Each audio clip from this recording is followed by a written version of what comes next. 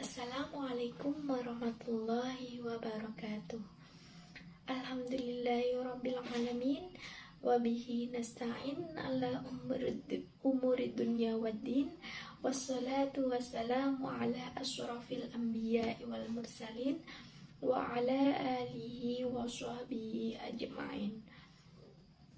Hadirin yang dirahmati Allah, puji syukur kehadirat Allah Subhanahu wa Ta'ala yang telah melimpahkan nikmat dan rahmatnya kepada kita semua, laksana sungai yang mengalir.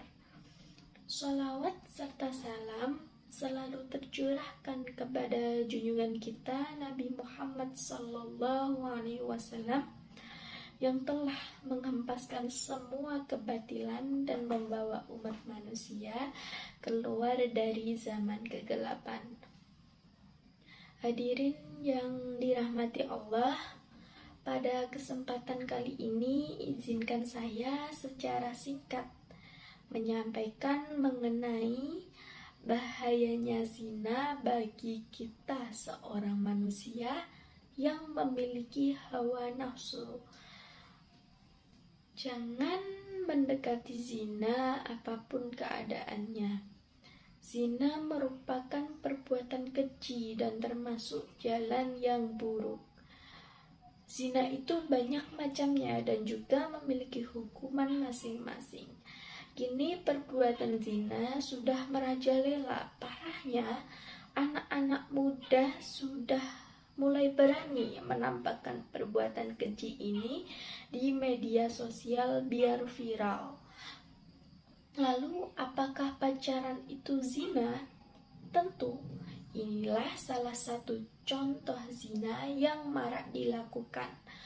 Hukum zina adalah haram meski hanya sekedar zina mata seperti melihat video, apalagi yang lebih dari itu. Ajaran agama Islam secara tegas melarang perbuatan dosa yang bernama zina. Sejumlah ayat maupun sabda Rasulullah SAW telah berulang kali mengingatkan hukuman dan ancaman zina bagi para pelakunya. Salah satu larangan Allah Subhanahu wa Ta'ala untuk menjauhi zina diterangkan dalam surat Al-Isra ayat 32 yang berbunyi, wala taqrabuz zina innahu kana fahisyatan wa sa'a sabila, yang artinya, dan janganlah kamu mendekati zina. Sesungguhnya zina adalah suatu perbuatan yang keji dan suatu jalan yang buruk.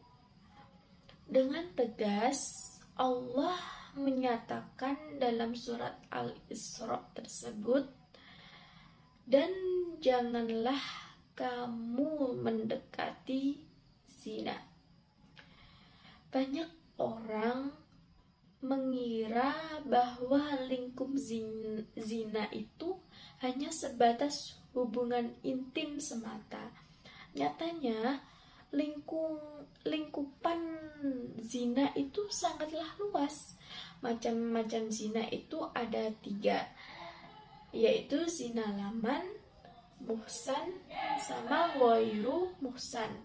Pertama, zina alaman merupakan zina yang disebabkan oleh panca indera.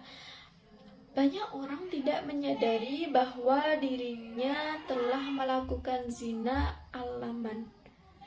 Kelemahan para manusia ini kebanyakan pada apa-apa yang berhubungan dengan lawan jenis, baik itu pacaran, pertemanan yang berlebihan, atau tidak adanya etika antara lawan jenis.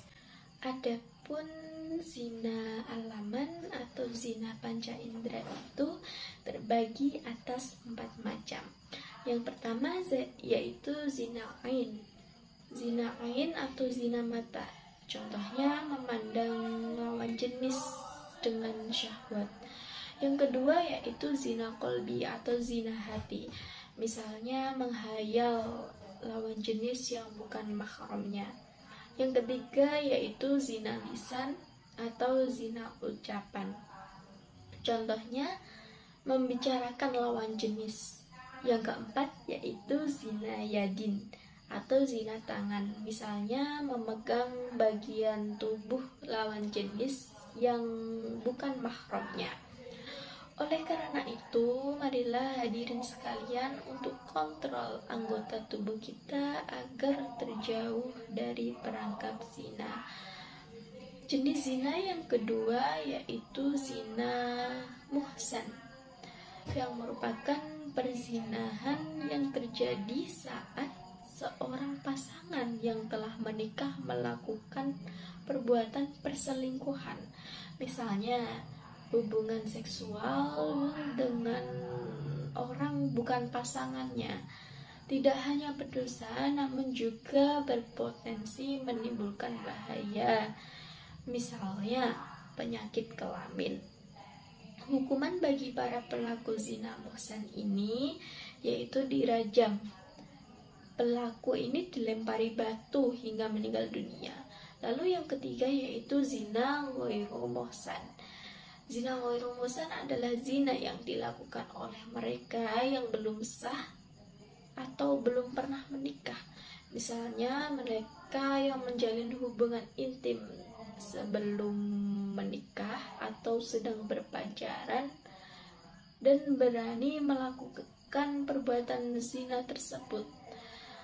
Ini biasanya terjadi lantaran sepasang kekasih tergoda rayuan setan sehingga meliaskan hawa nafsu mereka.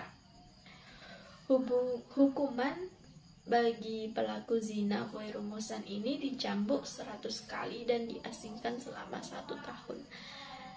Jadi kita sebagai manusia terkadang suka khilaf hingga hampir terjerumus pada perbuatan keji ini. Maka penting bagi kita untuk menghindari zina sedini mungkin.